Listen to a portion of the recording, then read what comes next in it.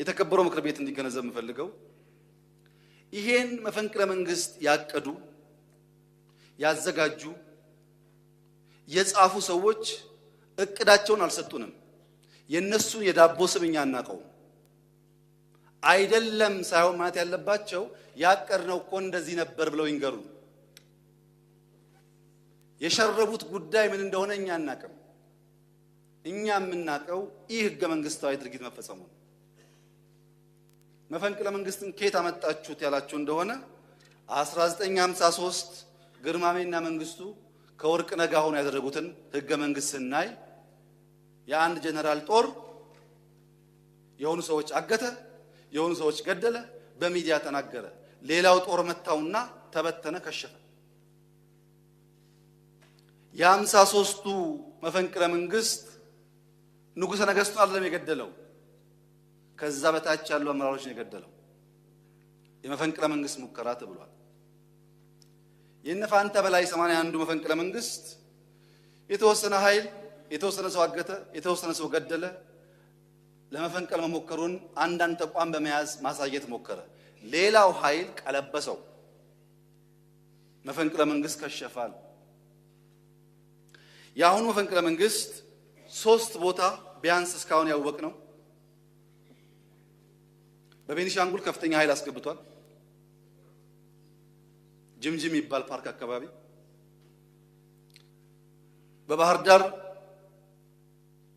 ያደረገውን አድርጓል። በአዲስ አበባ ያደረገውን አድርጓል።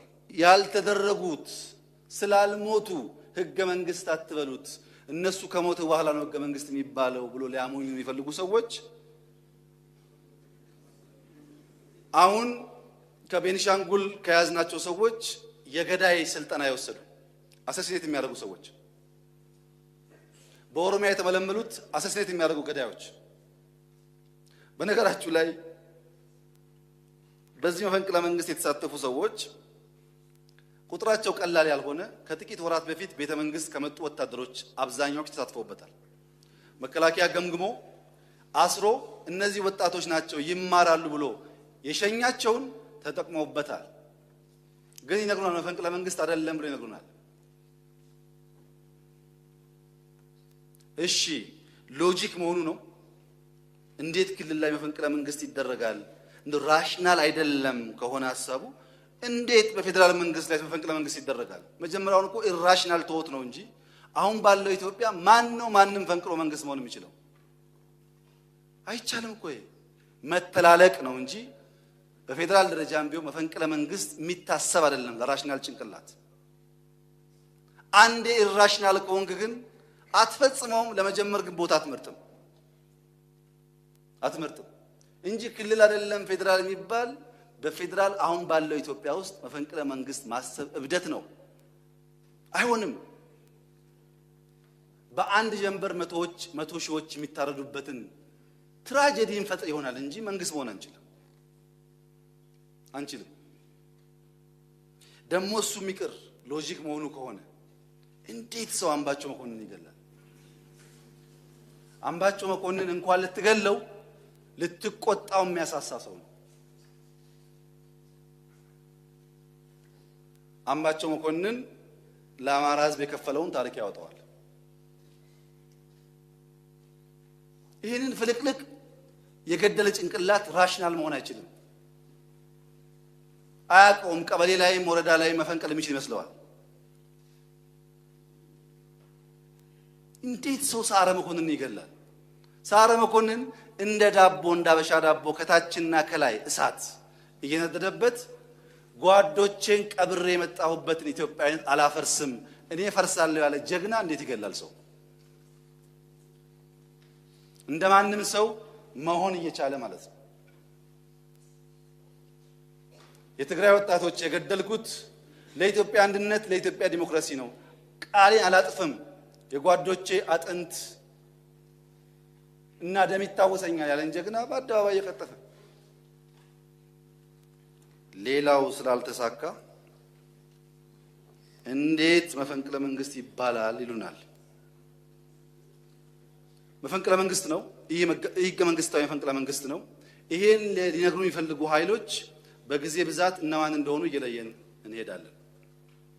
መላው የኢትዮጵያ ሕዝብ እንዲገነዘብ የምፈልገው ባለፈው 1 ዓመት ብዙ አስከፊ ሙከራዎች ተደርገውብናል። የማይታወቁትን አልነግራችሁም፣ የሚታወቁትን ብቻ ነግራችኋለሁ። ሰኔ 16 ለውጥ አምጥተን 2 ወር እንኳን ብዛም ሳናልፍ ለማቀጨጭ በአደባባይ የምታውቁት ሙከራ ተደረገ።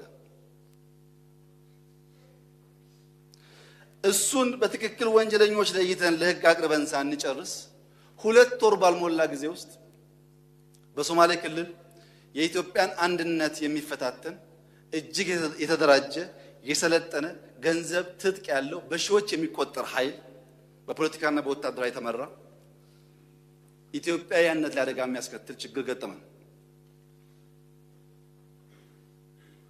ቤተክርስቲያን ያቃጠለ፣ ብዙ ወጣቶች ያረገፈ፣ ብዙ ችግር ያመጣ። እሱን ተሻግረን ሙሉ በሙሉ ሳንጨርስ የተደራጀ ወታደር ቤተ መንግስት ድረስ መጣ።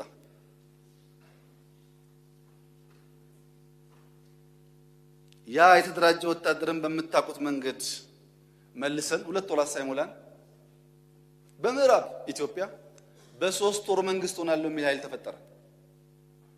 በ3 ወር ውስጥ መንግስት ሆናለሁ ብሎ ምዕራብ ኢትዮጵያን የሚያተራምስ ኃይል ተፈጠረ። ይህንንም ኃይል አጽድተን ምዕራብ ኢትዮጵያ በ3 ወር ሳይሆን በምርጫ ብቻ መንግስት የሚፈጠርባት ሀገር ናት ብለን ጠቅለን ሳንጨርስ ከቦታ ቦታ ዜጎቻችንን እንደ በግ እየገፉ የሚያፈናቅሉ ኃይል ተፈጠሩ። ህፃናትን፣ ሴቶችን አፈናቃዮች ብለው ዘፈኑብን። እኛ ከመጣን የተፈናቀለውን ብቻ ሳይሆን ሳንመጣ የተፈናቀለውን በሙሉ ስንመልስ ግን በግድ መልሳችኋል።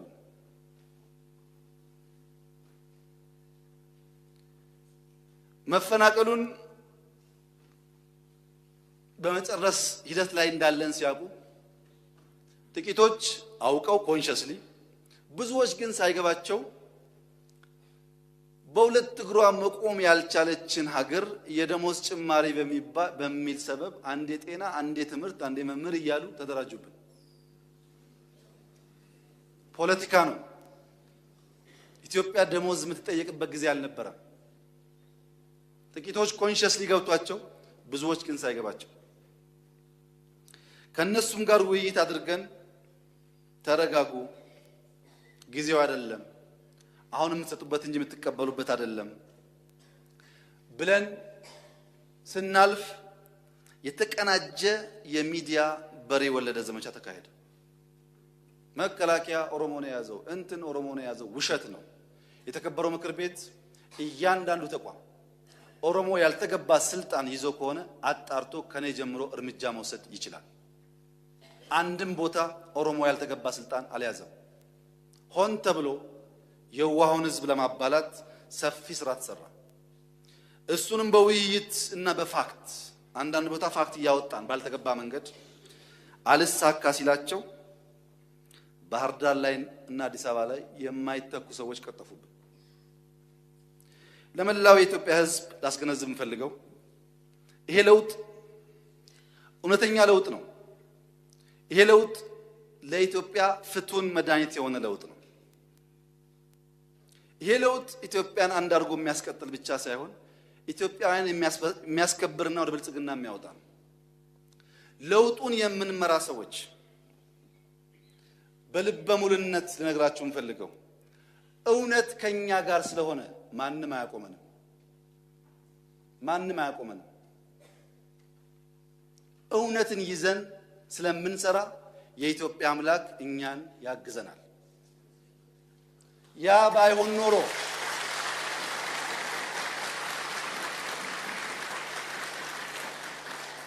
ባይሆን ኖሮ እንደምታውቁት ቀለል ባለ መንገድ ከህዝብ ለመቀላቀል በኔ ደረጃ ሙከራ ያደረገ መሪ የለም።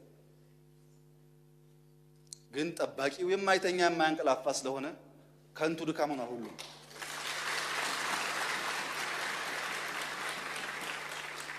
ኢትዮጵያውያን አሁንም ጠንከር እንበል።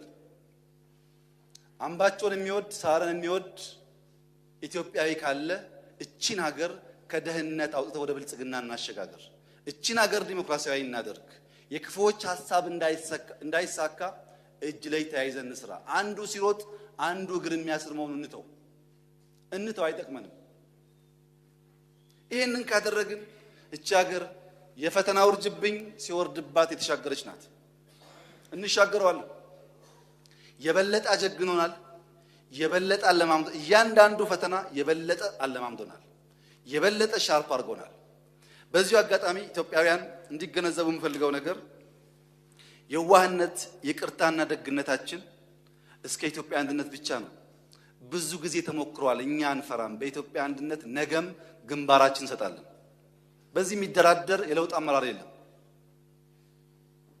ለሕዝባችን ይበጃል የምንለውን ለማስቀደም ካልሆነ በስተቀረ በኢትዮጵያ ህልውና ይመጣ ካለ እስክሪብቶ ሳይሆን ክላሽ ተሸክመን ለመዋጋት ዝግጁ መሆናችንን የኢትዮጵያ ሕዝብ እንዲገነዘብ እፈልጋለሁ። በመጨረሻም በዚህ ጉዳይ ላነሳው ባልፈልግም የኢትዮጵያ ሕዝብ እንዲገነዘበው የምፈልገው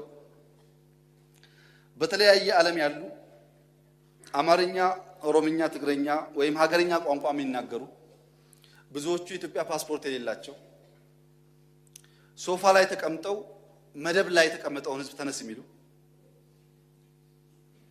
በሚያማምር መኪና እየሄዱ በእግሩ መሄድና ለባስ የሚከፍለው ያጣውን ሕዝብ ተነስ ግደል የሚሉ ጀግኖች በበሬ ወለደ ተረት ተረት ብዙ ያልተገቡ ነገሮች ይዘግባሉ። ለነሱ በአንድ በኩል እንጀራ ነው። በዩቲዩብ እንደዛ እያሉ ካልሆነ ገቢ ያገኙ። የኛ ሕዝብ ደግሞ የዋህ ነው። ቋንቋ አማርኛ ስለሆነ ኦሮምኛ ስለሆነ ያምናቸዋል፣ ይባላል። ለኢትዮጵያ ሕዝብ መቼም ልቦና ተሰጥቶናል። እያንዳንዳችን ውሸትና እውነት ለመለየት ማስተዋል ከተጨመረበት ብዙ አንቸገርም። እናሰላስል። በግርድፍ ውሸት እንደ እውነት አንቀበል። ማንነታቸው የማይታወቁ ሰዎች የሚሰብኩትን የውሸት ሰበካ እና በሬ ወለደ ዘመቻ ኢትዮጵያውያን የማንጠር ብቃት ይኑረን። እናንተ በአውሮፓና በአሜሪካ ሆናችሁ ይህን ምስኪን ሕዝብ ይህን ደሃ ሕዝብ በውሸት የምታባሉ ምናልባት እናት አባት ያላችሁ፣ እህት ወንድም ያላችሁ፣ ምናልባትም ልጅ ያላችሁ እኔ እናንተን እዛ ልቆጣጠር የምችልበት መንገድ ስለሌለኝ የእውነት አምላክ የእግዚአብሔር አምላክ በእናንተ ላይ ይፍረድባችሁ ብቻ ነው። ስንት አይነት ክፉ መርዘኛ ኢትዮጵያዊ ቋንቋ የሚናገሩ ሰዎች እንዳሉ አይተናል። በእናንተ እግዚአብሔር ይፍረድ። ኢትዮጵያውያን ግን ከጥፋት ተምረን እንመለስ። አመሰግናለሁ።